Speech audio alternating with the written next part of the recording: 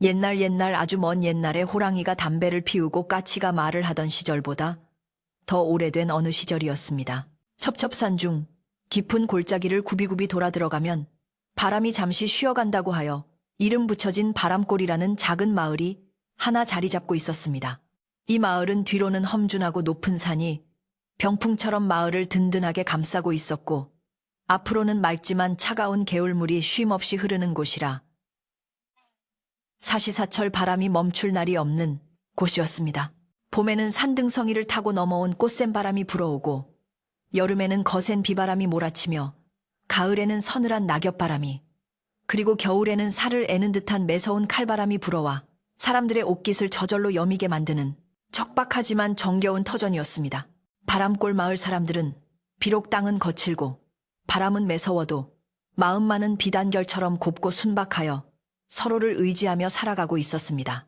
마을 어귀에 들어서면 가장 먼저 눈에 띄는 것은 수백 년 묵은 느티나무였는데 그 나무 아래 평상은 마을 사람들의 쉼터이자 사랑방 역할을 했습니다. 하지만 마을 안쪽으로 더 깊숙이 들어가면 기와가 번쩍거리는 으리으리한 부잣집과 금방이라도 쓰러질 듯한 낡은 초가집들이 옹기종기 모여 있어 세상 사는 모습이 다 똑같지는 않다는 것을 보여주기도 했습니다. 그 중에서도 마을 가장 높은 언덕배기에 자리 잡은 고래등 같은 기와집은 마을의 유지인 최부자의 집이었고 마을 가장 아래쪽 개울가 옆 다 쓰러져가는 오두막은 부모 잃은 오누이가 사는 집이었습니다.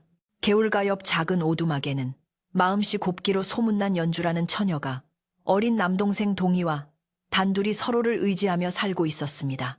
연주는 일찍이 병으로 부모님을 여의고 어린 나이에 가장이 되었지만 한 번도 자신의 처지를 비관하거나 남을 원망해 본 적이 없는 착한 심성을 지닌 아이였습니다. 그녀의 얼굴은 비록 거친 일로 인해 그을리고 야위었지만 두 눈만큼은 밤하늘의 별처럼 맑고 깊어서 보는 사람으로 하여금 저절로 마음이 정화되는 듯한 느낌을 주었습니다. 연주는 매일 새벽동이 트기도 전에 일어나 차가운 개울물에 세수를 하고 들이나 산으로 나가 나무를 캐거나 남의 집 일을 거들며 하루하루를 성실하게 살아갔습니다. 연주의 남동생 동희는 아직 철이 없을 나이였지만 누나의 고생을 누구보다 잘 알기에 투정 한번 부리지 않는 의젓한 아이였습니다. 배가 고파도 배고프다는 소리를 하지 않고 누나가 일하러 나간 사이에는 집을 지키며 마당을 쓸거나 아궁이 앞에 쪼그려 앉아 불을 지키곤 했습니다. 연주에게 있어 동희는 세상에 남겨진 유일한 혈육이자 거친 세상을 살아가는 힘의 원천이었습니다. 저녁이 되어 연주가 흙투성이가 된 몸을 이끌고 집에 돌아오면 동희는 고사리 같은 손으로 누나의 어깨를 주무르며 하루의 피로를 씻어주었고 그런 동희를 볼 때면 연주는 고단함도 있고 환하게 웃을 수 있었습니다. 하지만 계절의 흐름은 가난한 오누이의 사정 따위는 봐주지 않고 무심하게 흘러가 어느덧 산과 들을 붉게 물들였던 단풍이 지고 찬바람이 뼛속까지 스미는 늦가을이 찾아왔습니다. 가을 거지가 끝난 들판은 황량하기 그지없었고 마을 사람들은 저마다 다가올 긴 겨울을 나기 위해 김장을 하고 백감을 준비하느라 분주하게 움직였습니다. 하지만 연주의 집곳가는 텅 비어 있었고 아궁이에 상나무조차 넉넉하지 않아 다가오는 겨울이 두렵기만 했습니다. 낡은 문풍지는 바람이 불 때마다 덜덜거리며 울어댔고 지붕의 짚은 썩어서 비라도 오면 금방이라도 물이 셀 것만 같았습니다. 반면에 마을 언덕 위에 있는 최 부자의 집에서는 매일같이 고기 굽는 냄새와 밥 짓는 구수한 냄새가 담장을 넘어 흘러나왔습니다. 최 부자의 곳간에는 햅쌀 가마니가 천장까지 쌓여 있었고 마당에는 장작이 산더미처럼 쌓여 있어 몇 번의 겨울을 나고도 남을 정도였습니다. 하지만 최 부자의 아내인 안주인은 욕심이 얼마나 많은지 가진 것을 나누기는커녕 소작인들에게 빌려준 곡식의 이자를 악착같이 받아내기로 악명이 높았습니다. 그녀는 가난한 이웃들이 굶주리는 것을 보면서도 자신의 곳간이 차는 것만 좋아라 했으니 마을 사람들은 뒤에서 그녀를 자린고비댁이라 부르며 혀를 차곤 했습니다. 연주는 최 부자 댁의 풍요로움을 부러워하거나 시기하지 않았습니다. 그저 자신과 동희가 올겨울을 얼어 죽지 않고 굶어 죽지 않고 무사히 넘길 수 있기만을 하늘에 빌고 또 빌 뿐이었습니다. 그녀는 산에서 마른 솔가지를 주워 모으고 떨어진 이삭이라도 줍기 위해 언손을 호호 불어가며 텅 빈 들판을 헤매었습니다. 해진 옷을 기워 입고 묽은 죽으로 끼니를 때우면서도 연주는 밤이면 동이를 꼭 껴안고 옛날 이야기를 들려주며 추위와 배고픔을 잊으려 애썼습니다. 동이야, 걱정 마. 우리 부모님이 하늘에서 지켜주실 거야. 봄이 오면 꽃도 피고 나물도 많이 날 테니까 그때까지만 참자. 그러던 어느 날 아침부터 하늘의 기색이 심상치 않더니 정오가 지나자 먹물을 풀어놓은 듯 검은 구름이 산봉우리를 뒤덮기 시작했습니다. 평소에도 바람이 잦은 마을이었지만 이날의 바람은 여느 때와는 달랐습니다. 숲속의 새들은 일찌감치 자취를 감추었고 마을의 개들은 불안한 듯 꼬리를 내리고 낑낑거리며 지저댔습니다. 공기 중에는 습기를 머금은 무거운 흙냄새가 진동했고 저 멀리 산 너머에서는 웅웅거리는 소리가 마치 거대한 짐승이 울부짖는 것처럼 들려왔습니다. 마을 어르신들은 하늘을 올려다보며 이건 보통 비바람이 아니야. 큰 폭풍이 올 징조야라고 걱정스러운 표정으로 수군거렸습니다. 연주는 불안한 마음에 서둘러 집 주변을 살피기 시작했습니다. 다 쓰러져가는 초가집이 거센 폭풍우를 견딜 수 있을지 걱정이 태산 같았습니다. 그녀는 썩은 새끼줄을 찾아 단단히 다시 묶고 지붕 위에 무거운 돌들을 올려 바람에 지붕이 날아가지 않도록 안간힘을 썼습니다. 바람은 점점 더 거세져서 연주의 몸이 휘청거릴 정도가 되었고 나뭇가지는 미친 듯이 춤을 추며 윙윙 소리를 냈습니다. 동이는 무서운 듯 방구석에 웅크리고 앉아 귀를 막고 있었고 연주는 그런 동이를 안심시키려 애써 웃어 보이며 바쁘게 움직였습니다. 오후가 되자 해는 구름에 완전히 가려져 대낮인데도 마치 저녁처럼 어둑어둑해졌습니다. 갑자기 후두둑하는 소리와 함께 굵은 빗방울이 떨어지기 시작하더니 이내 앞이 보이지 않을 정도로 거센 장대비가 쏟아졌습니다. 하늘에서는 번쩍이는 번개와 함께 천지가 개벽할 듯한 천둥 소리가 콱광하고 울려 퍼졌습니다. 바람골 마을의 모든 집은 문을 걸어 잠갔고 길 위에는 개미 새끼 한 마리 보이지 않게 되었습니다. 빗줄기는 낡은 연주의 집, 흙벽을 사정없이 때렸고 문풍지는 찢어질 듯 비명을 질러댔습니다. 연주는 젖은 몸을 닦을 새도 없이 부엌으로 들어가 솥에 물을 끓였습니다. 쌀독을 열어보니 바닥에 겨우 한 줌 남은 쌀아기뿐이었습니다. 그것마저 다 먹어버리면 내일 당장 먹을 것이 없었지만 춥고 겁에 질린 동이를 빈속으로 재울 수는 없었습니다. 연주는 떨리는 손으로 남은 쌀을 모두 긁어 모아 솥에 넣고 물을 많이 부어 멀건 죽을 끓였습니다. 타닥타닥 타오르는 장작불만이 어두운 부엌을 희미하게 밝혀주었고 그 따스한 온기가 그나마 위안이 되었습니다. 방 안으로 들어온 연주는 작은 소반 위에 김이 모락모락 나는 죽 2그릇을 올려놓았습니다. 동이야, 밥 먹자.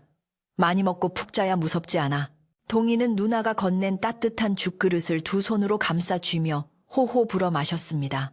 비록 밥알이 몇 개 떠있지 않은 숭늉 같은 죽이었지만 오누이에게는 세상 그 어떤 진수성찬보다 귀하고 맛있는 저녁이었습니다. 바깥에서는 폭풍우가 더욱 거세게 몰아치며 집을 통째로 삼킬 듯이 으르렁거렸지만 작은 방 안은 오누이의 온기로 채워져 있었습니다. 폭풍우는 밤이 깊어질수록 점점 더 기세등등해졌습니다. 바람은 마치 성난 황소처럼 집을 들이받았고 낡은 석가래는 삐걱거리는 소리를 내며 위태롭게 버티고 있었습니다. 천장 곳곳에서 빗물이 새어들어와 연주는 헌헝겊과 그릇을 받쳐 놓아야 했습니다. 툭툭툭 떨어지는 빗물 소리가 바람 소리와 섞여 기괴한 화음을 만들어냈습니다. 연주는 동이를 품에 꼭 안고 이불을 머리 끝까지 뒤집어 쓴 채 제발 이 밤이 무사히 지나가기만을 간절히 기도했습니다. 할아버지, 할머니, 부모님, 제발 우리 집이 무너지지 않게 도와주세요. 그때였습니다. 거센 비바람 소리 사이로 무언가 희미한 소리가 들려왔습니다. 처음에는 그저 바람이 문을 두드리는 소리인 줄 알았습니다. 하지만 귀를 기울여 들어보니 그것은 분명히 사람이 문을 두드리는 소리 같았습니다. 이 폭풍우 속에 누가, 연주는 잘못 들은 것이겠거니 생각하며 고개를 저었지만 소리는 멈추지 않고 간헐적으로, 그러나 분명하게 계속되었습니다. 쿵, 쿵, 마치 힘이 다 빠진 누군가가 마지막 힘을 짜내어 문을 두드리는 듯한 절박한 소리였습니다. 연주는 두려움에 몸이 떨렸지만 혹시라도 누군가 밖에서 죽어가고 있는 것은 아닌지 걱정이 앞섰습니다. 동이를 안심시키고 조심스럽게 자리에서 일어나 문 쪽으로 다가갔습니다. 문고리를 잡은 손이 가늘게 떨려왔습니다. 누구세요? 연주가 조그맣게 물었지만 밖에서는 대답 대신 거친 바람 소리와 함께 다시 한번 문을 긁는 듯한 소리만 들려올 뿐이었습니다. 이 험한 날씨에 이 깊은 산골 마을의 가장 끝자락에 있는 오두막까지 찾아올 사람이 도대체 누구란 말입니까? 연주는 망설이다가 조심스럽게 문고리를 풀고 문을 살짝 열었습니다. 그러자 왈칵하고 비바람이 방 안으로 들이닥쳐 촛불이 꺼질 듯 위태롭게 흔들렸습니다. 그리고 그 어둠 속에서 번개가 번쩍이는 찰나의 순간에 연주는 문 앞에 쓰러질 듯 서 있는 한 사람의 형체를 보았습니다. 빗물에 흠뻑 젖어 축 늘어진 옷가지, 헝클어진 백발의 머리카락, 그리고 깊게 패인 주름 사이로 보이는 지친 눈빛. 그것은 사람의 형상을 하고 있었지만 마치 비바람에 휩쓸려 온 낙엽처럼 위태로워 보였습니다.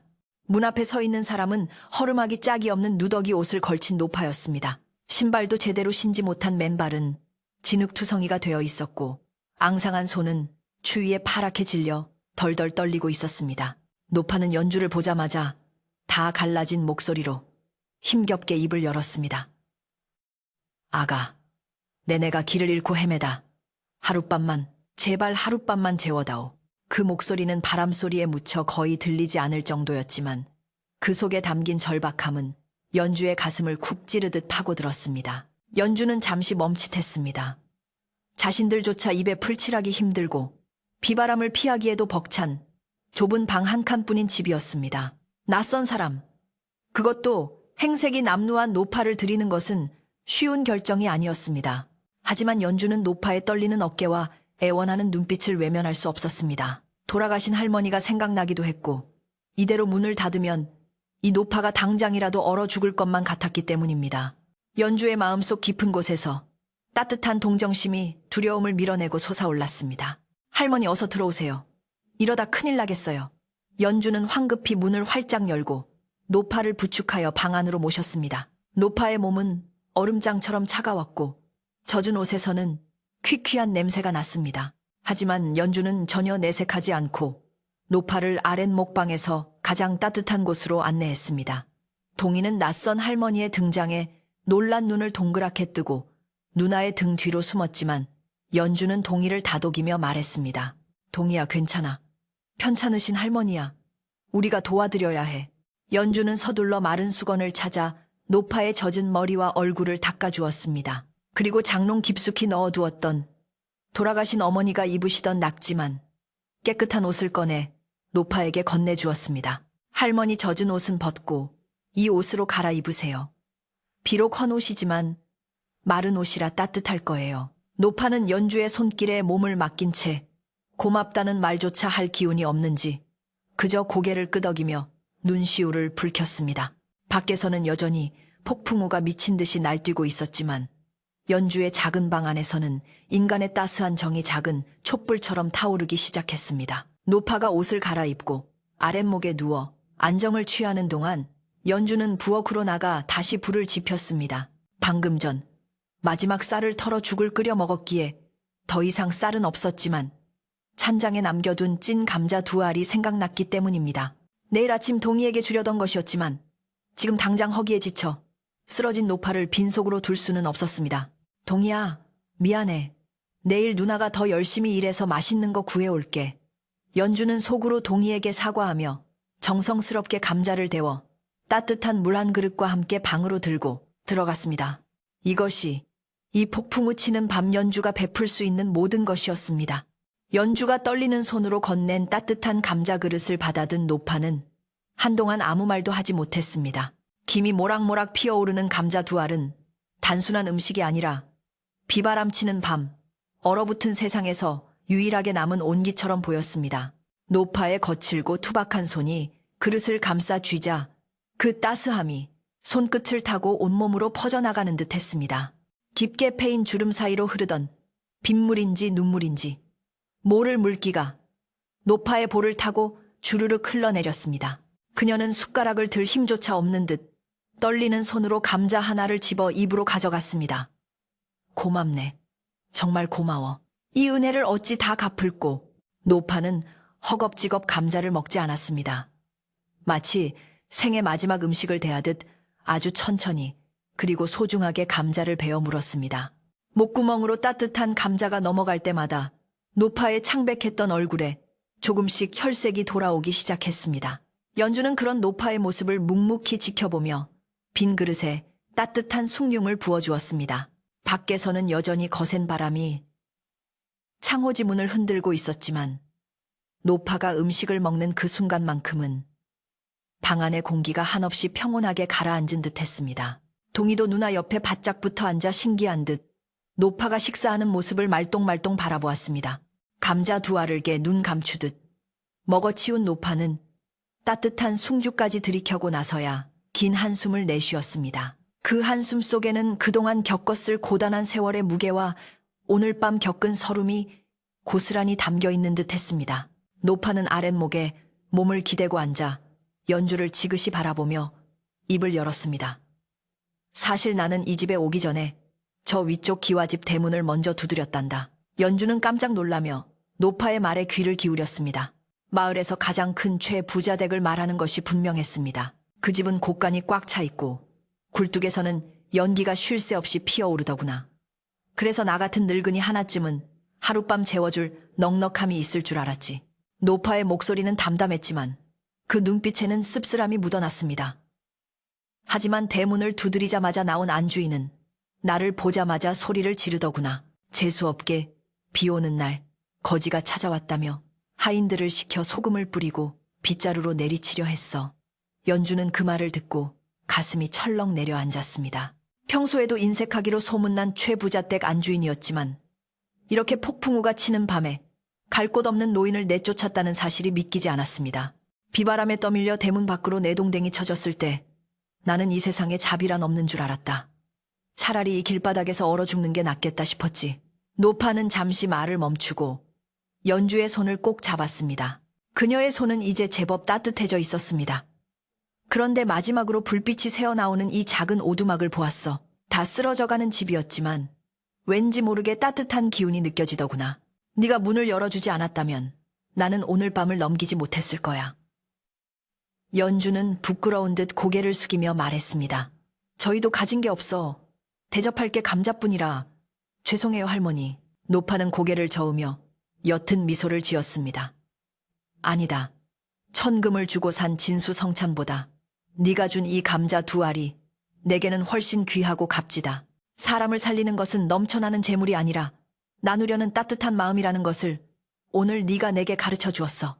노파의 칭찬에 연주의 얼굴은 붉게 달아올랐습니다. 밤은 깊어갔고 노파는 지친 기색이 역력하여 이내 잠이 들었습니다. 연주는 노파가 춥지 않도록 이불을 꼼꼼히 덮어주고 자신은 동희와 함께 윗목에서 서로의 체온에 의지해 잠을 청했습니다.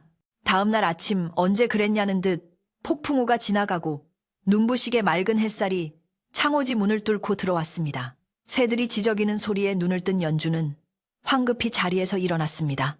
밤새 비바람에 집이 무사한지 그리고 편찮으신 할머니는 괜찮으신지 걱정이 앞섰기 때문입니다. 하지만 아랫목을 보니 이불은 가지런히 개어 있었고 노파의 모습은 온데간데 없었습니다. 할머니 연주는 방문을 열고 마당을 둘러보았지만 노파는 흔적도 없이 사라지고 없었습니다. 다만 노파가 덮었던 이불에서는 묘하게도 은은한 꽃향기가 나고 있었습니다. 연주는 아쉬운 마음에 대문 밖까지 나가보았지만 질척이는 흙길 위에는 아무런 발자국도 남아있지 않았습니다. 마치 꿈을 꾼 것 같았지만 간밤에 비워진 감자 그릇과 개어놓은 이불만이 어젯밤의 일이 현실이었음을 말해주고 있었습니다. 몸도 성치 않으신 분이 아침도 드시지 않고 어디로 가셨을까? 연주는 걱정이 되었지만 당장 엉망이 된 집 주변을 정리하는 일이 시급했기에 아쉬움을 뒤로 하고 소매를 걷어붙였습니다. 폭풍우가 휩쓸고 간 마을의 풍경은 처참했습니다. 개울물은 불어나 흙탕물이 되어 흘렀고 길가에는 부러진 나뭇가지와 기와 조각들이 널려 있었습니다. 마을 사람들은 하나둘씩 집 밖으로 나와 피해 상황을 살피며 혀를 찼습니다. 어이구, 장독대가 다 깨졌네. 우리 집 울타리가 다 넘어갔어. 여기저기서 탄식 소리가 들려왔습니다. 그런데 신기하게도 연주의 낡은 초가집은 지붕에 집 하나 흐트러지지 않고 멀쩡했습니다. 오히려 비바람에 씻겨 내려간 듯 더욱 깨끗하고 단단해 보이기까지 했습니다. 연주는 이것이 조상님의 보살핌이라 생각하며 안도의 한숨을 내쉬었습니다. 그때 마을 위쪽 큰 길에서 시끄러운 소리가 들려왔습니다. 아니, 내 말이 맞다니까요. 어젯밤에 웬 귀신 같은 할망구가 찾아와서 문을 긁어대는데 내가 소름이 끼쳐서 혼났다니까. 카랑카랑한 목소리의 주인공은 바로 최부자댁 안주인이었습니다. 그녀는 비단 옷을 입고 하인들을 대동한 채 마을 사람들 앞에서 목소리를 높이고 있었습니다. 간밤에 겪은 일을 무용담처럼 늘어놓으며 자신의 행동을 정당화하려는 기색이 역력했습니다. 마을 아낙네들이 호기심 어린 눈으로 그녀 주변에 모여들었습니다. 최부자댁 안주인은 침을 튀기며 말을 이었습니다. 그 비바람치는 밤에 사람 꼴이 아닌 거지가 찾아왔는데 그게 사람이겠어. 틀림없이 나쁜 기운을 몰고 온 잡기거나 역병 귀신일 거야. 내가 소금을 한 바가지 뿌려서 쫓아냈으니 망정이지. 하마터면 우리 집안에 큰 우환이 닥칠 뻔했어. 그녀는 자신의 판단이 얼마나 현명했는지 강조하며 콧대를 세웠습니다. 듣고 있던 몇몇 사람들은 아묘 마님 안목이 대단하십니다 하며 맞장구를 쳤지만 대부분의 사람들은 찜찜한 표정을 지으며 서로 눈짓을 교환했습니다. 사실 마을 사람들은 어젯밤 그 폭풍우 속에 누군가 마을을 찾아왔었다는 사실 자체에 놀라워했습니다. 그 험한 날씨에 산길을 넘어왔다고 보통 사람은 아닐세. 마을의 나이 지긋한 어르신 한 분이 걱정스럽게 말했습니다. 하지만 최부자댁 안주인은 아랑곳하지 않고 계속해서 험담을 퍼부었습니다. 어디서 굴러먹던 거지인지 냄새가 진동을 하더구만. 우리 집 대문 앞을 더럽혀놔서 아침부터 하인들 시켜 물청소를 싹 했어. 아유, 생각만 해도 재수가 없네. 그녀의 표정에는 가난하고 힘없는 이에 대한 일말의 동정심도 찾아볼 수 없었습니다. 그때 지팡이를 짚은 백발의 할머니 한 분이 천천히 군중 속으로 걸어 들어오셨습니다. 마을에서 가장 나이가 많고 지혜롭기로 존경받는 왕할머니였습니다. 왕할머니는 허리가 굽었지만 눈빛만은 형형하게 빛나고 있어 아무리 기세등등한 최부자댁 안주인이라도 함부로 대할 수 없는 분이었습니다. 왕할머니가 나타나자 시끌벅적하던 좌중이 순식간에 조용해졌습니다. 왕할머니는 최부자댁 안주인을 빤히 쳐다보며 낮고 엄숙한 목소리로 말했습니다. 사람이 찾아오는 것은 입만 오는 게 아니라 복도 함께 오는 법이라네. 하늘은 가끔 가장 낮은 모습으로 우리를 시험하시지. 왕할머니의 말에 최부자댁 안주인은 얼굴을 찌푸리며 반박하려 했습니다. 아니 할머니, 복이라뇨. 그건 그냥 냄새나는 거지였다니까요. 제곡간을 노리고 온 도둑년일지도 모르는데 내쫓은 게 뭐가 잘못입니까? 그녀는 억울하다는 듯 목청을 높였지만 왕할머니는 흔들림 없는 태도로 말을 이었습니다. 겉모습만 보고 사람을 천대하면 들어오려던 복도 달아나는 법이야. 비바람치는 밤에 찾아온 손님을 박대했다면 자네는 귀한 것을 발로 찬 것일 수도 있어. 왕할머니의 말씀은 뼈가 있는 훈계였습니다. 주변에 모여있던 마을 사람들은 고개를 끄덕이며 웅성거렸습니다. 맞아. 옛말에 손님 박대하면 벌 받는다고 했어. 그래도 그렇지. 거짓골을 하고 왔는데 무작정 드리기도 쉽진 않았겠지. 사람들 사이에서 의견이 분분했지만 안주인의 표정은 점점 굳어졌습니다. 그녀는 자신의 행동이 잘못되었다는 것을 인정하기 싫어 얼굴을 붉히며 씩씩거렸습니다. 흥 두고 보세요. 제 말이 맞을 테니. 그 거지를 받아준 집이 있다면 그 집에야말로 재앙이 닥칠 겁니다. 그녀는 악담을 퍼붓고는 망 돌아서서 자신의 기와집으로 올라가 버렸습니다. 연주는 멀리서 이 광경을 지켜보고 있었습니다. 안주인의 악담이 마음에 걸렸지만 어젯밤 노파의 따뜻했던 눈빛과 마지막 인사를 떠올리며 고개를 저었습니다. 아니야. 그렇게 나쁜 분 같지는 않았어. 우리에게 고맙다고 하셨는걸. 연주는 마음을 다잡고 다시 집으로 향했습니다. 집으로 돌아온 연주는 동희와 함께 부엌 정리를 시작했습니다. 텅 빈 쌀독을 보며 한숨이 나왔지만 어떻게든 또 하루를 살아내야 했습니다. 그녀는 빗자루를 들고 부엌 바닥을 쓸다가 무심코 쌀독 뒤편 구석을 보게 되었습니다. 어두운 구석, 거미줄이 쳐진 곳에 평소 보지 못했던 물건 하나가 놓여 있었습니다. 그것은 어른 주먹 2개 정도 크기의 자그마하고 낡은 호리병이었습니다. 먼지를 뒤집어 쓰고 있었지만 병의 목 부분에는 붉은색 끈이 메어져 있어 예사 물건 같지는 않아 보였습니다. 이게 뭐지? 어제까지만 해도 없었는데. 연주는 호리병을 들어 올려 먼지를 털어내고 자세히 살펴보았습니다. 투박한 흙으로 빚은 듯한 호리병은 겉보기에는 아무런 특징도 없는 평범한 병이었습니다. 연주는 고개를 갸웃거렸습니다. 할머니가 두고 가신 건가? 어젯밤 노파가 가지고 있던 보찜을 본 기억은 없었지만 이 집에 다녀간 사람은 노파뿐이었기에 그녀가 남기고 간 물건임이 틀림없었습니다. 연주는 혹시라도 노파가 다시 돌아와 찾을까봐 호리병을 잘 보관해 두기로 했습니다. 동희야, 이거 봐. 어제 오신 할머니가 깜빡하고 두고 가셨나 봐. 나중에 찾으러 오시면 돌려드리자. 연주는 호리병을 닦아 텅 빈 쌀독 안에 조심스럽게 넣어두었습니다. 빈독 안에 덩그러니 놓인 호리병이 왠지 모르게 쓸쓸해 보였지만 당장은 둘 곳이 마땅치 않았습니다. 점심때가 지나자 마을은 다시 일상으로 돌아갔습니다. 아낙네들은 개울가에 모여 빨래를 하며 간밤의 소동을 이야기꽃으로 피웠습니다. 최부자댁 안주인의 호들갑과 왕할머니의 일침은 단연 화제거리였습니다. 글쎄 그 부자댁 마님 성질에 거지가 살아남은 게 다행이지. 근데 그 할머니가 정말 연준의 집에서 잤다며 연주 그 착한 것이 또 거절 못하고 받아줬나 보네. 소문은 발없는 말이 되어 천리를 가듯 마을 구석구석으로 퍼져나갔습니다. 사람들은 연주를 걱정 반, 호기심 반으로 바라보았습니다. 찢어지게 가난한 살림에 낯선 노파까지 거두었으니 쌀독이 남아날 리 없다고 혀를 차는 사람들도 있었습니다. 하지만 연주는 남들의 시선에 아랑곳하지 않고 오후 늦게까지 산에 올라가 떨어진 밤과 도토리를 주었습니다. 겨울을 나려면 무엇이든 모아야 했으니까요. 해가 뉘엿뉘엿 질 무렵 망태기에 도토리를 가득 채운 연주는 지친 몸을 이끌고 집으로 돌아왔습니다. 배에서는 꼬르륵 소리가 났고 동희도 배고픈 눈치였습니다.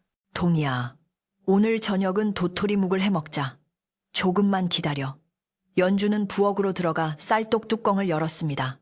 혹시라도 쌀알이 몇 개라도 남아있지 않을까 하는 미련 때문이었습니다. 그런데 뚜껑을 여는 순간 연주는 자신의 눈을 의심했습니다. 분명 아침에 텅 비어 있었고 호리병 하나만 덩그러니 놓여있던 쌀독 안에 하얀 쌀이 수북하게 차올라 있었던 것입니다. 쌀은 호리병의 주둥이에서부터 흘러나와 독의 반을 채우고 있었습니다. 이게 무슨 일이지? 연주는 너무 놀라 뒷걸음질 쳤습니다. 꿈인가 싶어 볼을 꼬집어 보았지만 아팠습니다. 떨리는 손으로 쌀을 한 줌 쥐어보니 묵은 쌀이 아닌 윤기가 자르르 흐르는 떫쌀이었습니다. 쌀알 하나하나가 보석처럼 빛나고 있었습니다. 연주는 호리병을 들어보았습니다. 가벼웠던 호리병이 묵직하게 느껴졌고 병을 기울이자 마치 샘물이 솟아나듯 하얀 쌀이 콸콸 쏟아져 나왔습니다. 동희야, 동희야, 이리 와봐. 연주의 다급한 외침이 조용한 초가집의 저녁 공기를 갈랐습니다. 연주의 외침에 놀란 동희가 부엌으로 쪼르르 달려왔습니다. 누나의 손에 들린 호리병에서 하얀 쌀이 폭포수처럼 쏟아져 나오는 광경을 본 동희는 입을 다물지 못했습니다. 눈앞에서 벌어지는 이 믿기 힘든 광경에 두 오누이는 잠시 넋을 잃고 그저 바라만 보았습니다. 쌀독이 차오르다 못해 넘칠 지경이 되자 연주는 황급히 호리병을 세웠습니다. 그러자 신기하게도 콸콸 쏟아지던 쌀줄기가 거짓말처럼 딱 멈추었습니다. 바닥에 떨어진 쌀알들을 주워 담으며 연주의 손은 걷잡을 수 없이 떨렸습니다. 이것은 꿈이 아니었습니다. 차가운 쌀알의 감촉과 묵직한 무게감은 분명한 현실이었습니다. 누나, 이게 다 뭐야? 쌀이야. 우리 이제 밥 먹을 수 있는 거야. 동희가 쌀독에 매달려 눈을 반짝이며 물었습니다. 연주는 벅차오르는 가슴을 진정시키며 동희를 꼭 껴안았습니다. 그래 동희야, 이건 기적이야. 어제 그 할머니께서 우리에게 선물을 주시고 가신 게 분명해. 연주는 호리병을 마치 귀한 보물단지라도 되는 양 소중하게 어루만졌습니다. 투박하고 낡은 호리병이었지만 지금 연주의 눈에는 세상 그 어떤 금은 보화보다 찬란하게 빛나 보였습니다. 그날 저녁 연주의 낡은 초가집 부엌에서는 실로 오랜만에 밥 짓는 연기가 힘차게 피어올랐습니다. 가마솥 뚜껑을 열자 하얀 김과 함께 구수한 밥 냄새가 부엌을 가득 채웠습니다. 윤기가 자르르 흐르는 맵쌀밥은 보기만 해도 군침이 돌 정도였습니다. 연주는 밥그릇에 고봉으로 밥을 퍼서 동희 앞에 놓아주었습니다. 자, 많이 먹어. 이제 아껴 먹지 않아도 돼. 동희는 뜨거운 밥을 호호 불어가며 입안 가득 넣고 오물거렸습니다. 밥알이 씹힐 때마다 단물이 배어 나오는 듯 동희의 얼굴에는 행복한 미소가 번졌습니다. 연주도 밥 한 숟가락을 입에 넣자마자 눈물이 핑 돌았습니다. 그동안의 배고픔과 서러움이 따뜻한 밥 한 그릇에 눈 녹듯 사라지는 것 같았습니다. 다음 날 아침이 되어도 그 다음 날이 되어도 호리병의 기적은 계속되었습니다. 쌀을 퍼내면 퍼낸 만큼 다시 차올랐고 호리병은 마르지 않는 샘물처럼 끊임없이 일용할 양식을 내어주었습니다. 쌀 걱정이 사라지자 연주와 동희의 얼굴에는 눈에 띄게 생기가 돌기 시작했습니다. 움푹 패였던 볼살이 통통하게 차오르고 거칠었던 피부에도 윤기가 돌았습니다. 무엇보다 매일 끼니 걱정에 어두웠던 연주의 표정이 봄날의 햇살처럼 밝아졌습니다. 오누이는 더 이상 춥고 배고픈 겨울을 두려워하지 않게 되었고 집안에는 웃음소리가 끊이지 않았습니다. 하지만 세상에 비밀은 없는 법이라 연준의 집의 변화는 곧 마을 사람들의 눈에 띄기 시작했습니다. 가장 먼저 사람들의 코를 자극한 것은 바로 밥 짓는 냄새였습니다. 끼니 때마다 바람을 타고 퍼지는 구수하고 달콤한 밥 냄새는 보리밥이나 죽으로 끼니를 때우던 이웃들의 호기심을 자극하기에 충분했습니다. 아니, 연준의 집에서 며칠째 저런 냄새가 나는데 도대체 뭘 해먹는 거지? 빨래터에 모인 아낙네들은 수군거리기 시작했습니다.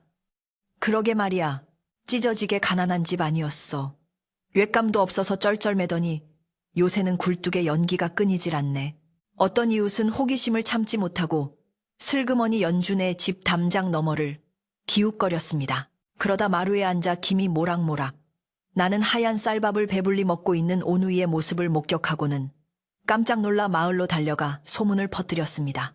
세상에 내가 헛것을 본 게 아니라니까. 연주랑 동희가 이 밥에 고깃국은 아니어도 기름진 쌀밥을 산더미처럼 쌓아놓고 먹고 있더라니까. 이 소문은 순식간에 마을 전체로 퍼져나갔고 사람들은 연주가 산에서 산삼이라도 캤거나 조상님이 숨겨둔 보물을 찾은 것이 아니냐며 저마다 추측을 내놓았습니다. 이 소식은 바람을 타고 결국 언덕 위 최부잣댁 안주인의 귀에도 들어가고 말았습니다. 안주인은 며칠 전 폭풍우 치던 밤에 거지를 내쫓은 일은 까맣게 잊고 안방에 앉아 비단 이불을 덮고 곶감을 까먹고 있었습니다. 하녀가 들어와 마을에 도는 소문을 전하자 안주인의 눈썹이 꿈틀거렸습니다. 뭐라고? 그 거지 같은 계집애가 쌀밥을 해먹어. 그것도 매일매일 안주인은 먹던 곶감을 집어던지며 벌떡 일어났습니다. 그녀의 상식으로는 도저히 이해할 수 없는 일이었기 때문입니다. 자신에게 빚을 지고 사는 주제에 감히 자신보다 더 좋은 밥 냄새를 풍긴다는 사실이 그녀의 심기를 건드렸습니다. 안주인의 마음속에는 의구심과 함께 시기심이 독버섯처럼 피어올랐습니다. 분명히 뭔가 구린 구석이 있어 그년이 무슨 재주로 쌀을 구해 혹시 안주인의 머릿속에 번개처럼 스치는 생각이 있었습니다. 그녀는 즉시 열쇠 꾸러미를 챙겨들고 뒤뜰에 있는 곳간으로 달려갔습니다. 지난번 폭풍우 칠 때 정신없는 틈을 타서 내 곳간을 턴 게 분명해. 그렇지 않고서야 하루아침에 쌀독이 찰 리가 없어. 그녀는 하인들을 다그치며 쌀가마니 수를 세어보라고 소리쳤습니다. 하인들은 영문도 모른 채 땀을 뻘뻘 흘리며 쌀가마니를 확인해야 했습니다. 하지만 곳간의 쌀가마니는 충난 것 없이 그대로였습니다. 쥐새끼 한 마리 들어갈 틈 없이 단속을 철저히 했으니 당연한 일이었습니다. 하인이 조심스럽게 보고하자 안주인은 오히려 더 화를 냈습니다. 제대로 센 거 맞아. 다시 세어봐. 쌀알 하나라도 없어졌으면 내 놈들 짓인 줄 알 테니까. 그녀는 자신의 예상이 빗나갔다는 사실을 인정하기 싫었습니다. 그리고 무엇보다 자신의 곳간에서 나간 것이 아니라면 연주가 어떻게 쌀을 얻었는지에 대한 질투심이 더욱 불타올랐습니다. 그녀에게 남의 행복은 곧 자신의 불행이나 다름없었습니다. 안주인은 씩씩거리며 다시 방으로 돌아와 곰곰이 생각에 잠겼습니다. 그때 문득 며칠 전 쫓아냈던 그 노파의 얼굴이 떠올랐습니다. 그래, 그 늙은 거지. 그 할망구가 연준의 집에서 잤다고 했지. 안주인은 무릎을 탁 쳤습니다. 그 할망구가 무슨 요술을 부렸거나 아니면 훔친 물건을 그 집에 숨겨두고 간 게 틀림없어. 그건 원래 우리 집에 들어올 복이었는데 그 계집애가 중간에서 가로챈 거야. 억지스러운 논리였지만 욕심에 눈이 먼 안주인에게는 그것이 진실처럼 느껴졌습니다. 그녀는 빼앗긴 적도 없는 물건을 되찾아오겠다는 허황된 결심을 굳혔습니다. 다음 날부터 최부잣댁 안주인은 마을을 돌아다니며 교묘하게 말을 퍼뜨리기 시작했습니다. 그녀는 빨래터나 우물가에 모인 아낙네들에게 은근슬쩍 다가가 혀를 차며 말했습니다. 김유를, 세상 말세야. 어린 것이 벌써부터 손버릇이 나빠서야 원. 사람들이 무슨 소리냐고 물으면 그녀는 기다렸다는 듯이 목소리를 낮추며 속삭였습니다. 아니, 연준의 집 말이야. 갑자기 쌀이 어디서 났겠어. 지난번 폭풍우 칠 때 우리 집 담장을 넘는 그림자를 본 것 같기도 하고. 심증은 있는데 물증이 없어서 내가 참고 있는 거야. 처음에는 믿지 않던 사람들도 안주인의 집요한 이간질에 조금씩 흔들리기 시작했습니다. 그러고 보니 이상하긴 해. 아무리 그래도 갑자기 살림이 필 리가 없잖아. 혹시 도둑질이라도 한 건가?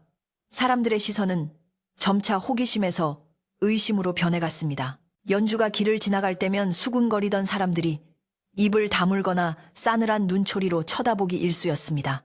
영문을 모르는 연주는 마을 사람들의 달라진 태도에 당황스럽고 겁이 났습니다. 그저 따뜻한 밥을 먹게 된 것이 죄가 되는 것일까? 가슴이 답답해졌습니다. 그러던 어느 날 왕할머니가 연주를 조용히 불러냈습니다. 왕할머니는 걱정스러운 표정으로 연주의 손을 잡으며 말했습니다. 아가, 요즘 너에 대한 흉흉한 소문이 돌고 있구나. 최 부자댁 안주인이 너를 도둑으로 몰아가고 있어. 연주는 억울함에 눈물을 글썽였습니다. 할머니, 저는 정말 아무것도 훔치지 않았어요. 맹세코 하늘을 우러러 한 점 부끄러움이 없어요. 왕할머니는 연주의 등을 토닥이며 위로했습니다. 나는 너를 믿는다. 하지만 사람들의 입이라는 게 무서운 법이지. 그리고 시기심에 찬 사람은 물불을 가리지 않으니 조심해야 한다. 특히 그 호리병 남들 눈에 띄지 않게 잘 간수하거라. 왕할머니의 조언을 듣고 집으로 돌아온 연주는 깊은 고민에 빠졌습니다. 호리병이 주는 쌀 덕분에 배고픔은 면했지만 이로 인해 마을 사람들의 오해와 최부자댁의 미움을 사게 된 것이었습니다. 연주는 호리병을 쌀독 깊숙이 숨겨두고 밖으로 냄새가 나가지 않도록 부엌문도 꼭꼭 닫고 밥을 지었습니다. 하지만 이미 퍼진 쌀밥 냄새와 사람들의 의심을 거두기에는 역부족이었습니다. 최부자댁 안주인은 연주가 훔친 쌀을 먹고 있다는 확신에 차서 기회만 엿보고 있었습니다. 며칠 뒤 안주인은 마침내 행동에 나서기로 했습니다. 그녀는 건장한 하인 몇 명을 대동하고 마을 이장과 어르신들을 찾아갔습니다. 이장님, 더 이상은 못 참겠습니다. 우리 마을에 도둑이 버젓이 살고 있는데 가만히 두실 겁니까? 오늘 제가 직접 가서 그 계집애의 곳간을 뒤져서 증거를 찾아내겠습니다. 다들 같이 가서 증인이 되어 주십시오. 안주인의 기세가 워낙 등등하여 이장도 말리지 못하고 결국 마을 사람들 우르르 연준의 집으로 몰려가게 되었습니다. 마을 사람들이 몰려오는 소리에 놀란 연주와 동희는 방 안에 웅크리고 앉아 떨고 있었습니다. 대문을 박차고 들어온 최 부자댁 안주인은 마당 한가운데 서서 쩌렁쩌렁한 목소리로 소리쳤습니다. 이 도둑년아, 썩 나오지 못해. 네가 훔쳐간 쌀 내놓고 싹싹 빌어도 모자랄 판에 감히 내 쌀로 배를 채워. 안주인의 고함 소리에 동희는 울음을 터뜨렸고 연주는 덜덜 떨며 방문을 열고 나갔습니다. 마당에는 성난 표정의 안주인과 곤란한 표정의 마을 사람들이 가득 차 있었습니다. 마님, 왜 이러세요? 저는 도둑질을 한 적이 없습니다. 제발 이러지 마세요. 연주가 애원했지만 안주인은 들은 척도 하지 않았습니다. 시끄럽다.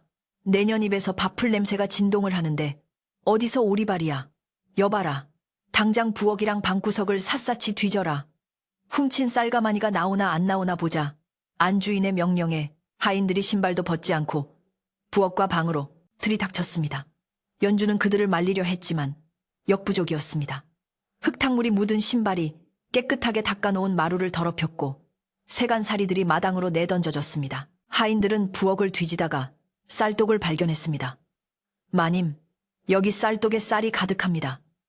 하인의 외침에 안주인의 눈이 번쩍 뜨였습니다. 거봐, 내 말이 맞지? 저 가난한 집에 쌀이 어디 있어? 다 내 곳간에서 훔쳐간 거야. 그녀는 의기양양하게 웃으며 쌀독 앞으로 성큼성큼 다가갔습니다. 마을 사람들도 웅성거리며 쌀독 주위로 모여들었습니다. 쌀독 안에는 정말로 하얀 쌀이 가득 차 있었고 그 한가운데에는 문제의 낡은 호리병이 꽂혀 있었습니다. 안주인은 쌀독에 손을 넣어 쌀을 한 줌 쥐어보더니 사람들에게 보여주었습니다. 보세요. 이건 최상품 셉쌀이에요. 우리 집에서만 먹는 쌀이라고요. 이게 증거가 아니면 뭐겠어요. 그녀는 연주를 노려보며 쏘아붙였습니다. 이래도 아니라고 잡아뗄 테냐. 연주는 억울함에 눈앞이 캄캄해졌습니다. 그건 훔친 게 아니에요. 할머니가 주신 호리병에서 나온 거예요. 연주가 절규하듯 외쳤지만 안주인은 코웃음을 쳤습니다. 호리병 웃기고 있네. 저 따위 낡은 병에서 쌀이 나온다고 지나가던 개가 웃겠다. 거짓말을 하려거든 좀 그럴듯하게 해라. 안주인은 쌀독에 박혀있던 호리병을 거칠게 뽑아들었습니다. 이깟 더러운 병이 뭐라고 핑계를 대. 그녀는 호리병을 흔들어 보았습니다.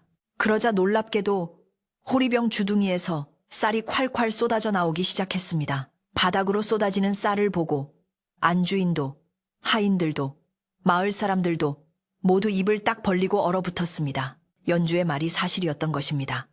하지만 탐욕스러운 안주인의 눈에는 놀라움보다 더 큰 탐욕의 불길이 타오르기 시작했습니다. 저것만 있으면 평생 쌀 걱정 없이, 아니, 천하의 부자가 될 수 있어. 순간 안주인의 얼굴이 흉측하게 일그러지며 탐욕스러운 미소를 지었습니다. 아하, 그러니까 이게 네가 훔친 물건이구나. 이건 원래 내 거야. 그 거지가 우리 집에 오려던 걸 네가 가로챘다고 했지. 그러니 이 호리병도 당연히 내 것이지. 안주인은 뻔뻔하게 소리치며 호리병을 자신의 품에 끌어안았습니다. 연주는 울면서 매달렸습니다. 안 돼요. 그건 할머니가 저희에게 주신 거예요. 돌려주세요. 하지만 안주인은 연주를 거칠게 밀쳐버렸습니다. 힘없는 연주는 마당 흙바닥에 나뒹굴었고 동이는 누나에게 달려가 울면서 매달렸습니다. 이건 이제 내 거다. 감히 누가 내 물건에 손을 대. 안주인은 호리병을 독차지한 기쁨에 휩싸여 미친 듯이 웃어댔습니다. 마을 사람들은 안주인의 횡포에 눈살을 찌푸렸지만 최부자 댁의 권세가 무서워 누구 하나 나서지 못하고 발만 동동 구르고 있었습니다. 그때 마당 한 구석에서 상황을 지켜보던 왕할머니가 지팡이를 짚고 천천히 앞으로 걸어 나왔습니다. 하늘에는 먹구름이 다시 몰려오고 있었고 바람이 거세지기 시작하며 마치 또 다른 폭풍우가 올 것 같은 불길한 징조를 보이고 있었습니다. 호리병을 든 안주인의 손에서도 심상치 않은 진동이 느껴지기 시작했습니다. 하늘의 기색은 마치 금방이라도 천둥번개를 동반한 폭우를 쏟아부을 듯 험악하게 변해가고 있었고 최부자댁 안주인의 손에 들린 낡은 호리병은 요란한 소리를 내며 진동하기 시작했습니다. 안주인은 그 진동을 호리병이 자신을 반기는 신호라고 착각하며 입가에 탐욕스러운 미소를 지었습니다. 그녀는 자신의 하인들과 마을 사람들이 지켜보는 가운데 이 신비한 물건이 쏟아낼 하얀 쌀을 상상하며 호리병을 거꾸로 들고 힘차게 흔들었습니다. 자, 보아라. 이 보물이 이제 누구의 것인지 똑똑히 보여주마. 쌀아 쏟아져라. 내 곡간이 터지도록 쏟아져라. 그녀의 외침은 광기에 가까웠고 눈은 욕망으로 번들거렸습니다. 그러나 호리병의 주둥이에서 쏟아져 나온 것은 그녀가 기대했던 윤기 흐르는 하얀 쌀알이 아니었습니다. 처음에는 투두둑 하는 둔탁한 소리가 들리더니 이내 시꺼먼 흙먼지와 함께 거친 자갈과 모래가 폭포수처럼 쏟아져 나오기 시작했습니다. 아, 이게 뭐야? 오슈 안주인은 갑작스럽게 쏟아지는 먼지와 모래에 기겁을 하며 비명을 질렀습니다. 하지만 호리병은 멈출 기미를 보이지 않고 더욱 거세게 검은 모래를 토해냈습니다. 그것은 마치 오랫동안 땅속 깊은 곳에 묻혀있던 썩은 흙과 돌들이 한꺼번에 분출되는 것과 같았습니다. 순식간에 안주인의 비단 치마와 저고리는 시커먼 흙투성이가 되었고 곱게 빗어 넘긴 머리 위로 모래가 수북이 쌓였습니다. 이게 미쳤나? 멈추란 말이야.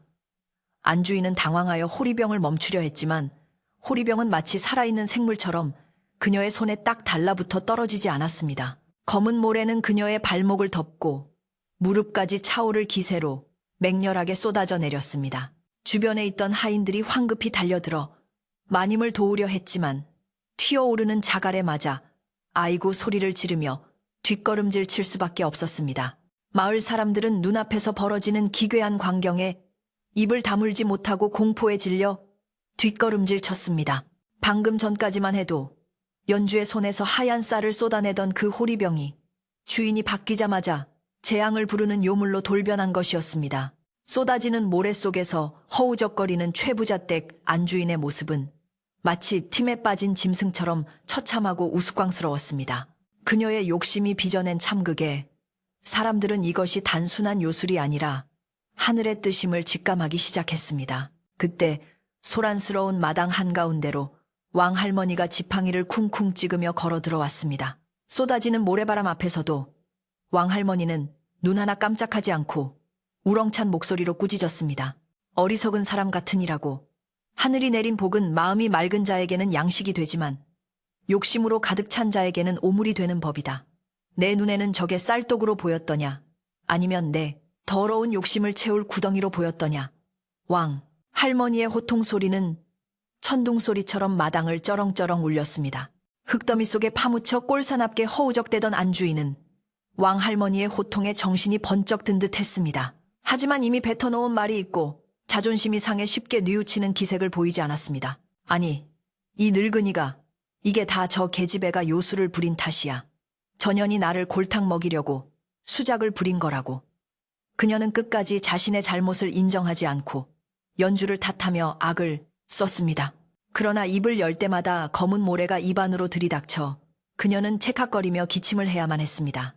연주는 안주인이 고통받는 모습을 더 이상 지켜볼 수 없었습니다. 비록 자신을 도둑으로 몰고 핍박했던 사람이지만 눈앞에서 괴로워하는 사람을 외면하는 것은 연주의 착한 심성에 맞지 않았습니다. 연주는 두려움을 무릅쓰고 앞으로 나아가 안주인에게 다가갔습니다. 마님, 그만하세요. 호리병을 제게 주세요. 그러면 멈출 거예요. 연주의 목소리는 차분하고 단호했습니다. 안주인은 분한 듯 연주를 노려보았지만 계속해서 쏟아지는 모래와 자갈의 고통을 견딜 수 없어 마지못해 호리병을 쥔 손에 힘을 풀었습니다. 연주가 안주인의 손에서 호리병을 건네받는 순간 거짓말처럼 거센 진동이 멈추고 쏟아지던 검은 모래와 자갈이 딱 끊겼습니다.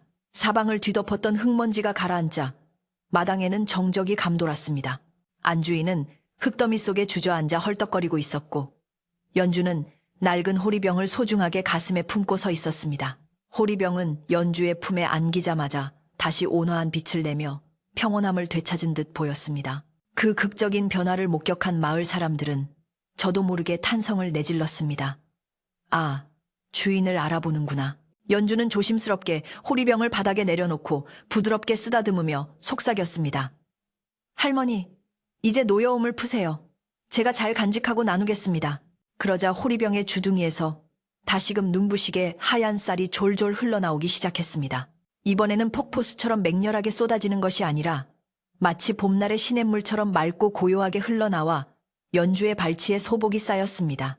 검은 모래와 대조되는 새하얀 쌀의 모습은 그 자리에 있는 모든 사람들에게 경이로움을 선사했습니다. 흙투성이가 된 최부자댁 안주인은 멍하니 그 광경을 바라보다가 수치심과 공포에 얼굴이 벌겋게 달아올랐습니다. 자신의 탐욕이 만천하에 드러났고 하늘이 자신을 거부했다는 사실을 부인할 수 없었기 때문입니다. 마을 사람들의 시선이 비난과 조롱으로 바뀌어 자신에게 꽂히는 것을 느낀 그녀는 더 이상 그 자리에 머물 수 없었습니다. 에이, 재수. 없어 두고 보자. 그녀는 비명에 가까운 소리를 지르며 신발 한 짝이 벗겨지는 줄도 모르고 황급히 대문 밖으로 도망쳤습니다. 그녀의 뒤를 따라 하인들도 고개를 숙인 채 주랭랑을 쳤습니다. 안주인이 사라지자 마당에는 어색한 침묵이 흘렀습니다. 연주를 의심하고 도둑으로 몰았던 마을 사람들은 고개를 들지 못하고 쭈뼛거렸습니다. 며칠 전까지만 해도 연주를 불쌍하게 여겼던 그들이었지만 안주인의 이간질에 넘어가 죄 없는 소녀를 핍박했다는 죄책감이 밀려왔기 때문입니다. 이장이 헛기침을 하며 조심스럽게 입을 열었습니다. 연주야, 우리가 생각이 짧았다. 네가 그럴 아이가 아닌데 잠시 귀가 멀었었나 보다. 정말 미안하다. 이장의 사과를 시작으로 마을 사람들은 하나둘씩 연주에게 다가와 용서를 구했습니다. 연주는 활짝 웃으며 고개를 저었습니다. 아니에요, 어르신들. 오해하실 수도 있죠. 저도 처음에는 믿기지 않았는걸요. 다 지난 일이니 괜찮습니다. 연주의 너그러운 태도에 마을 사람들은 더욱 감동하여 눈시울을 붉혔습니다. 그때 왕할머니가 나서서 분위기를 바꾸었습니다.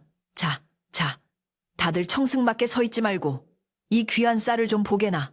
하늘이 우리 마을에 내려준 선물이 아니겠는가. 연주야, 이 쌀로 밥을 지어 다 같이 나눠 먹으면 어떻겠느냐. 왕할머니의 제안에 연주는 기쁘게 고개를 끄덕였습니다. 네, 할머니, 안 그래도 동이랑 둘이 먹기에는 너무 많아서 걱정이었어요. 다 같이 배불리 먹어요. 연주의 말이 떨어지기가 무섭게 마을 사람들의 표정이 밝아졌습니다. 아낙네들은 걷어붙였던 소매를 다시 걷고 부엌으로 들어가 솥을 걸었고 남정네들은 마당에 널린 흙더미를 치우고 멍석을 깔았습니다. 방금 전까지 살벌했던 싸움터는 순식간에 마을 잔치집 마당으로 변했습니다.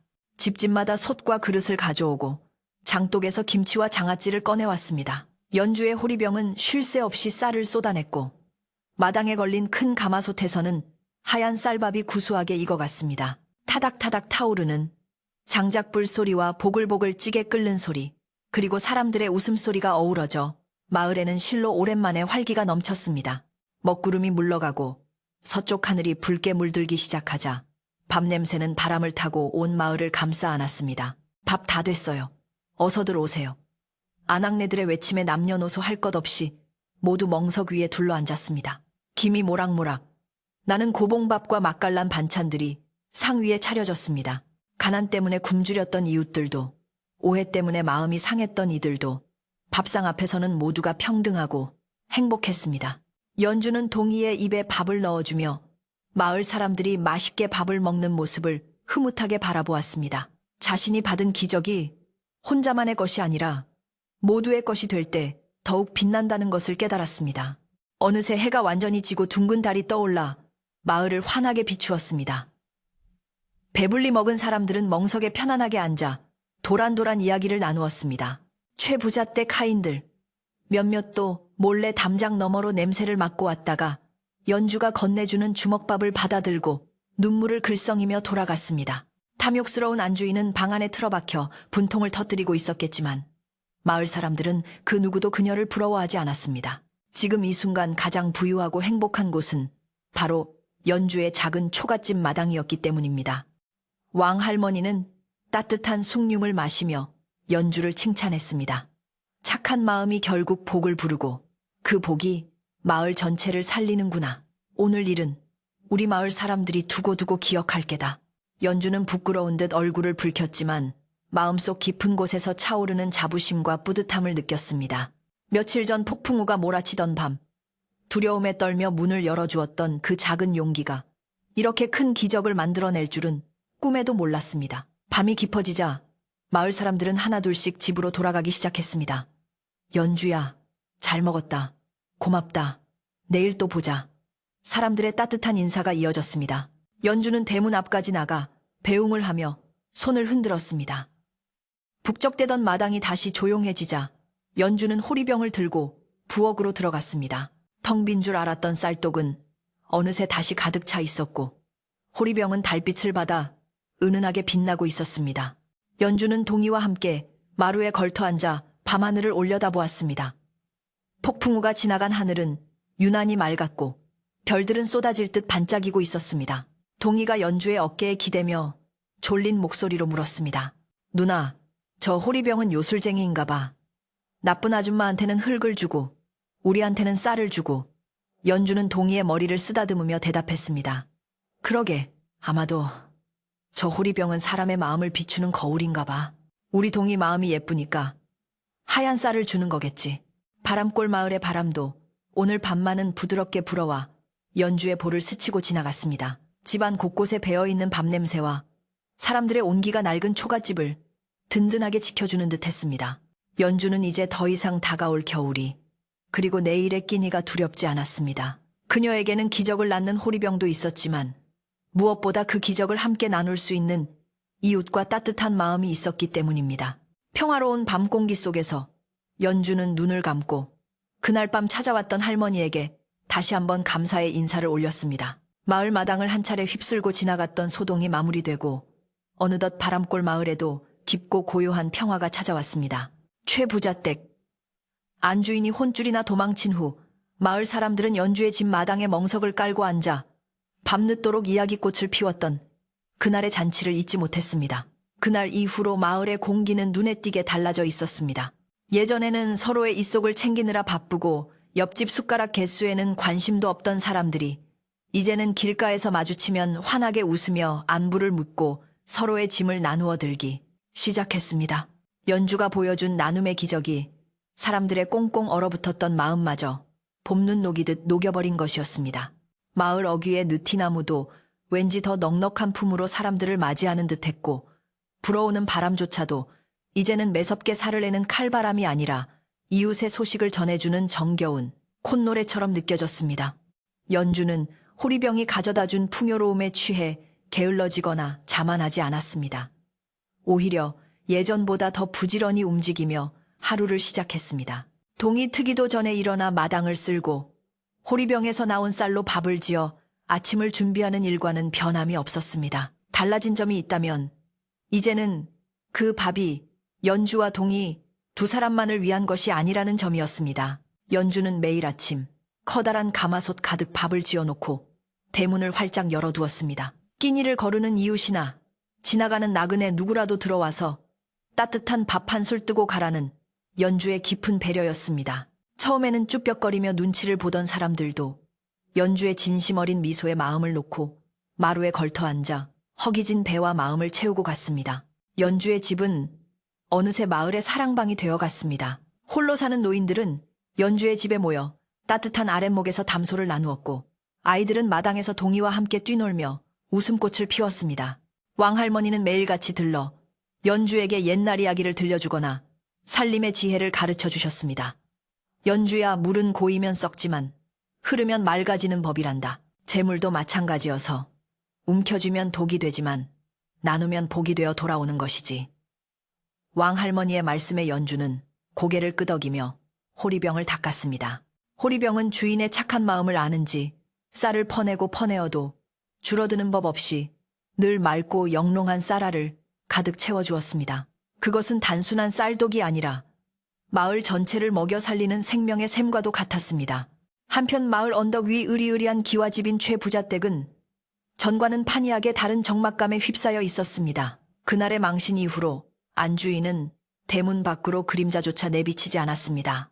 들리는 소문에 의하면 화병이 나서 자리에 들어 누웠다고도 하고 부끄러워서 낯을 들고 다닐 수 없어 두문불출한다고도 했습니다.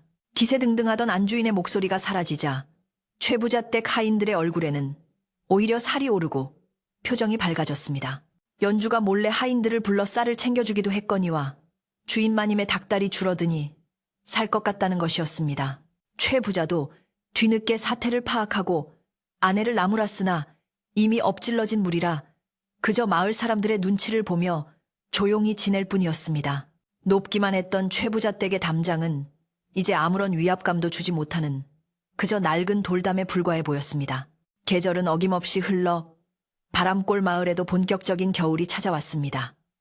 잿빛 구름이 하늘을 뒤덮더니 탐스러운 한방눈이 펑펑 쏟아져 온 세상을 하얗게 덮어버렸습니다. 초가집 지붕 위에도 장독대 위에도 그리고 마을 어귀의 느티나무 가지 위에도 순백의 눈꽃이 피어났습니다. 예년 같았으면 액감이 부족해 추위에 떨고 식량이 떨어져 배고픔에 시달려야 했을 겨울이었지만 올해는 달랐습니다. 마을 집집마다 연주가 나눠준 쌀이 넉넉했고 서로 돕고 나누는 분위기 덕분에 붓감도 부족함이 없었습니다. 눈 내리는 풍경은 더 이상 공포의 대상이 아니라 한 폭의 그림처럼 아름답고 포근한 정취로 다가왔습니다. 사람들은 방 안에 둘러앉아 고구마를 쪄먹으며 내년 농사를 계획하고 희망찬 미래를 이야기했습니다. 동지날이 다가오자 연주는 특별한 준비를 했습니다. 호리병에서 나온 찹쌀로 새알심을 빚고 붉은 팥을 삶아 걸어 동지팥죽을 끓이기로 한 것입니다. 동이는 고사리 같은 손으로 누나를 도와 찹쌀 반죽을 동글동글하게 빚으며 신이 나서 흥얼거렸습니다. 누나, 이 팥죽 먹으면 나이 1살 더 먹는 거지. 나도 이제 형아가 되는 거야. 연주는 동이의 볼에 묻은 쌀가루를 털어주며 웃었습니다. 그럼 우리 동이 이제 힘도 세지고 더 의젓해지겠네. 부엌 가득 퍼지는 달콤하고 구수한 팥죽 냄새는 사방으로 퍼져나가 지나가는 사람들의 발길을 붙잡았습니다. 가마솥에서 보글보글 끓어오르는 붉은 팥죽은 애군을 쫓고 복을 불러온다는 옛말처럼 마을의 모든 나쁜 기운을 몰아내는 듯 했습니다. 팥죽이 다 끓자 연주는 가장 먼저 큰 항아리에 팥죽을 담아 보자기에 쌌습니다. 그리고 동이의 손을 잡고 눈 쌓인 언덕길을 올라 최 부잣댁으로 향했습니다. 마을 사람들은 의아해하며 물었습니다. 연주야, 그 못된 마님 집에 팥죽을 가져다 주려고 연주는 담담하게 미소 지으며 대답했습니다. 미워도 이웃이잖아요. 그리고 편찮으시다는데 따뜻한 죽이라도 드셔야 기운을 차리시죠. 할머니께서 원수도 사랑으로 갚으라고 하셨어요. 연주의 넓은 아량에 마을 사람들은 다시 한번 감동하며 길을 터주었습니다. 연주는 최부자댁 대문 앞에 팥죽 항아리를 조용히 내려놓고 대문만 두드려 인기척을 알린 뒤 뒤돌아보지 않고 내려왔습니다. 나중에 들려온 이야기에 따르면 그날 밤 최부자댁 안주인은 연주가 두고 간 팥죽을 먹으며 하염없이 눈물을 흘렸다고 합니다. 자신의 곳간을 채우기에만 급급하여 이웃을 굶주리게 하고 도움을 청하는 손길을 매몰차게 뿌리쳤던 지난날의 과오가 뼈저리게 후회되었던 것입니다. 팥죽의 따뜻한 온기가 얼음장처럼 차갑게 굳어있던 그녀의 마음을 녹였는지 며칠 뒤 안주인은 사람을 시켜 연주에게 비단 옷감과 소미불을 보내왔습니다. 비록 직접 찾아와 사과할 용기는 없었지만 그것은 그녀 나름의 화해 요청이자 감사의 표시였습니다. 연주는 그 선물을 마을의 독거노인들에게 나누어 주었고 이로써 마을에는 진정한 용서와 화해의 기운이 완성되었습니다. 눈이 그치고 맑게 갠 어느 겨울밤 연주와 동희는 따뜻하게 데워진 아랫목에 누워 천장을 바라보았습니다. 창호지 문 너머로 은은한 달빛이 스며들어 방안을 환하게 비추고 있었습니다. 방 한 구석 정갈하게 놓인 쌀독 안에는 낡은 호리병이 얌전하게 자리를 지키고 있었습니다. 이제는 쌀을 쏟아내지 않을 때도 그 존재만으로 든든한 버팀목이 되어주는 소중한 보물이었습니다. 연주는 잠이 든 동희의 머리카락을 쓰다듬으며 폭풍우 치던 그날 밤 찾아왔던 노파를 떠올렸습니다. 어쩌면 그분은 단순한 거지가 아니라 하늘에서 내려와 연주의 마음을 시험하고 마을에 복을 내려주기 위해 찾아온 신령님이었을지도 모른다는 생각이 들었습니다. 할머니 감사합니다. 주신 선물 헛되이 쓰지 않고 평생 이웃과 나누며 살겠습니다. 연주는 마음속으로 깊이 감사 기도를 올렸습니다. 그러자 어디선가 불어온 밤바람이 문풍지를 살며시 흔들며 지나갔습니다. 그 소리는 마치 오냐, 기특하다, 잘하고 있다 라고 속삭이는 할머니의 따뜻한 목소리처럼 들렸습니다. 연주의 가슴 속에는 벅찬 행복감이 밀려왔습니다.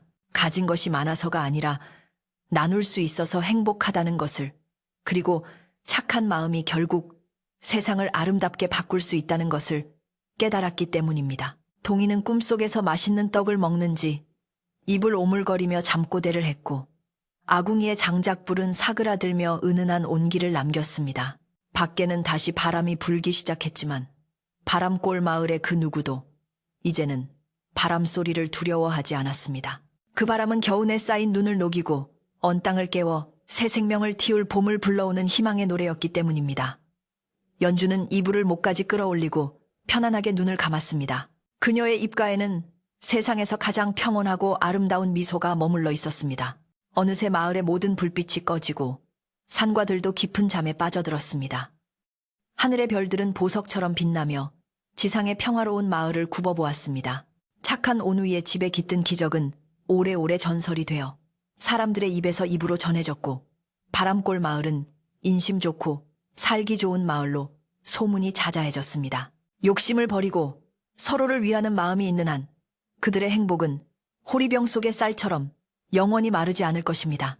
지금도 바람이 부는 날이면 그 마을 어딘가에서 연주와 동희가 밥 짓는 구수한 냄새가 날 것만 같습니다. 오늘 밤 여러분의 꿈속에도 따뜻한 밤 냄새와 함께 넉넉한 마음의 기적이 찾아가기를 바랍니다. 편안한 밤, 좋은 꿈 꾸시기를. 세월은 멈추지 않고 흘러가는 강물과 같아서 어느덧 바람골 마을에도 10년이라는 시간이 훌쩍 지나갔습니다. 강산이 변한다는 그 긴 세월 동안 마을의 풍경은 몰라보게 달라져 있었습니다.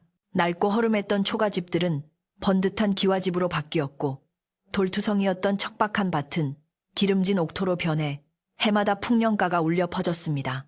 마을 어귀의 느티나무는 더욱 울창하게 가지를 뻗어 시원한 그늘을 드리웠고 그 아래에는 아이들의 웃음소리가 끊이지 않았습니다. 무엇보다 가장 크게 변한 것은 사람들의 표정이었습니다. 찌들었던 가난의 그늘은 온데간데 없고 곳곳에서 여유와 넉넉함이 묻어났습니다.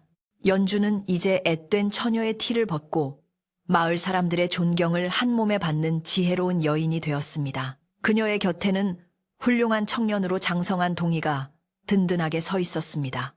동희는 어린 시절 누나의 치마폭을 붙잡고 울던 겁쟁이가 아니었습니다. 훤칠한 키에 다부진 체격을 갖춘 그는 마을의 투순이를 도맡아 처리하는 믿음직한 일꾼이자 어려운 이웃을 보면 그냥 지나치지 못하는 따뜻한 심성의 소유자로 자라났습니다. 동희는 농사일에도 재능을 보여 마을 사람들에게 새로운 농사법을 가르쳐주며 모두가 잘 살 수 있도록 이끌고 있었습니다. 어느 맑은 가을날 마을에는 평소와 다른 묘한 긴장감이 감돌았습니다. 그것은 바로 연주의 집 쌀독에 놓여있던 그 신비한 호리병 때문이었습니다.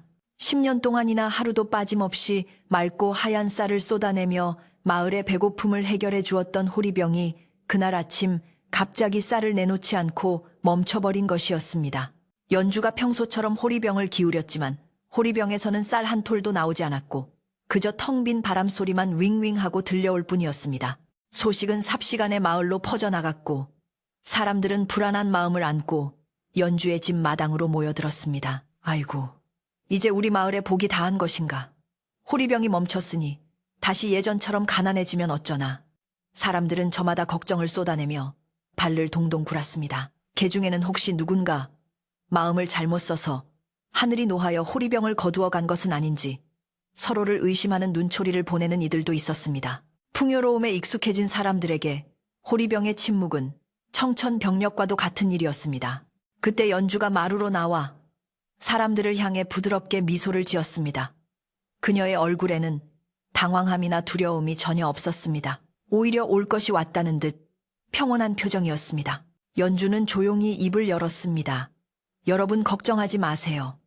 호리병이 멈춘 것은 재앙이 아니라 이제 우리가 스스로 일어설 때가 되었다는 뜻입니다. 사람들은 웅성거림을 멈추고 연주의 말에 귀를 기울였습니다. 지난 10년간 우리는 호리병 덕분에 배고픔을 잊고 살았습니다. 하지만 그 시간 동안 우리는 놀고 먹기만 한 것이 아닙니다. 연주는 굳은 살이 박인 자신의 손과 마을 사람들의 거친 손을 가리키며 말을 이었습니다. 우리는 척박한 땅을 개간했고 서로 돕는 법을 배웠으며 땀 흘려 일하는 기쁨을 알게 되었습니다.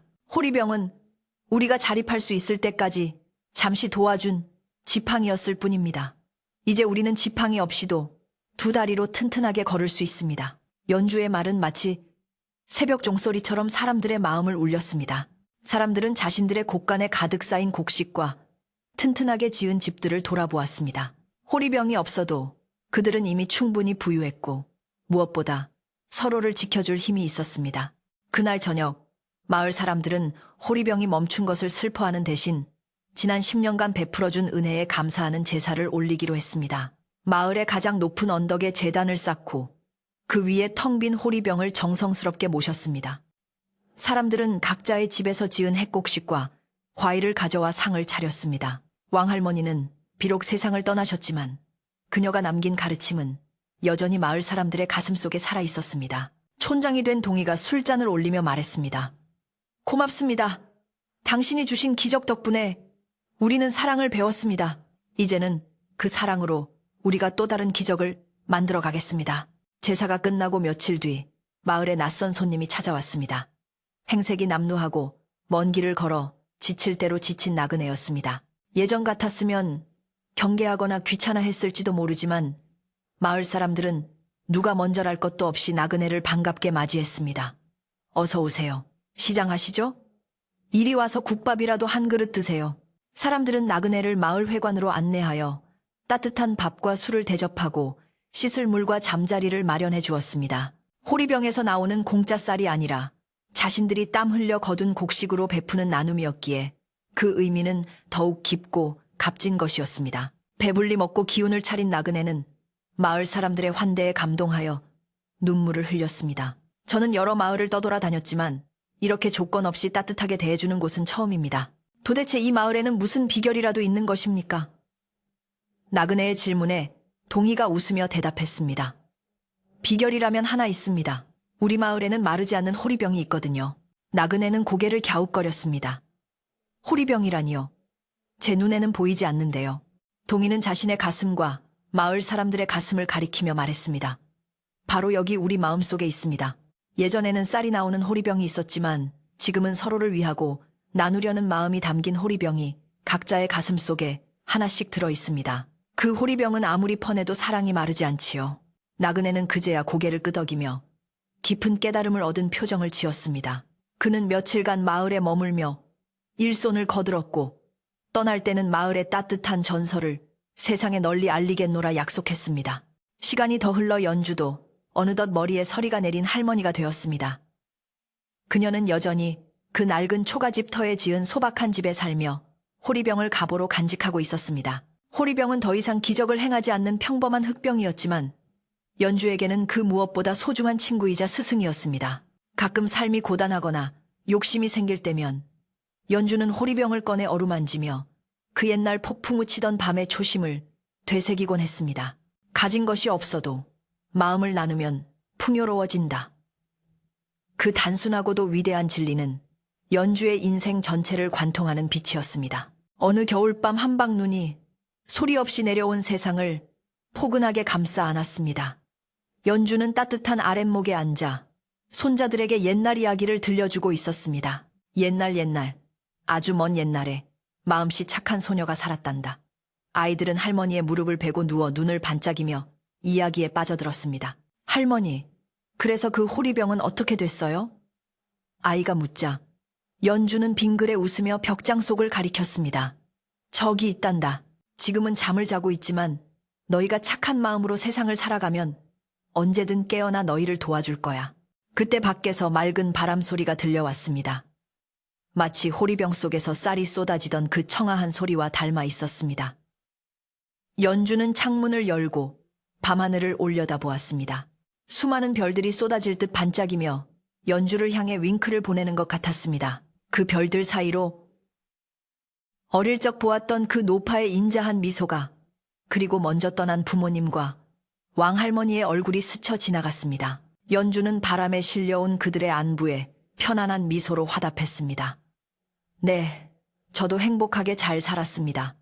이만하면 참 괜찮은 삶이었지요. 바람골 마을의 전설은 이제 단순한 옛날 이야기가 아니라 그곳을 살아가는 사람들의 삶 그 자체가 되었습니다. 낯선 일을 박대하지 않고 가진 것을 나누며 땀 흘려 일하는 정직한 사람들의 마을. 그곳에는 더 이상 요술 호리병은 필요하지 않았습니다. 사람들의 따뜻한 마음이 모여 매일매일 새로운 기적을 만들어내고 있었기 때문입니다. 최부자댁의 예터는 이제 마을 공동 창고와 서당으로 바뀌어 아이들이 글을 읽고 미래를 꿈꾸는 공간이 되었습니다. 과거의 욕심이 머물던 자리에 희망의 씨앗이 심어진 것입니다. 밤이 깊어지고 마을의 불빛들이 하나둘씩 꺼져갔습니다. 하지만 그 어둠은 무섭거나 차갑지 않았습니다. 내일의 노동을 위해 단잠을 청하는 사람들의 숨결이 마을을 따뜻하게 데우고 있었기 때문입니다. 연주도 아이들 곁에 누워 이불을 덮었습니다. 늙고 지친 몸이었지만 마음만은 그 어느 때보다 가볍고 평화로웠습니다. 그녀는 눈을 감으며 이 아름다운 이야기가 꿈속에서도 계속되기를, 그리고 이 이야기를 듣는 모든 이들의 삶에도 따뜻한 기적의 씨앗이 심어지기를 기도했습니다. 밖에는 여전히 눈이 내리고 있습니다.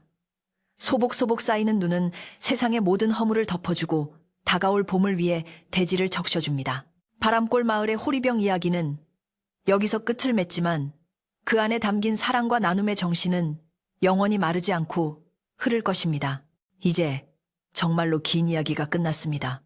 오늘 밤 당신의 머리맡에도 보이지 않는 호리병 하나가 놓여 있기를 바랍니다.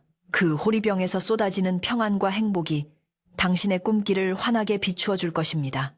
걱정은 잠시 내려놓고 따뜻한 이불 속에서 깊고 편안한 잠에 드시기를.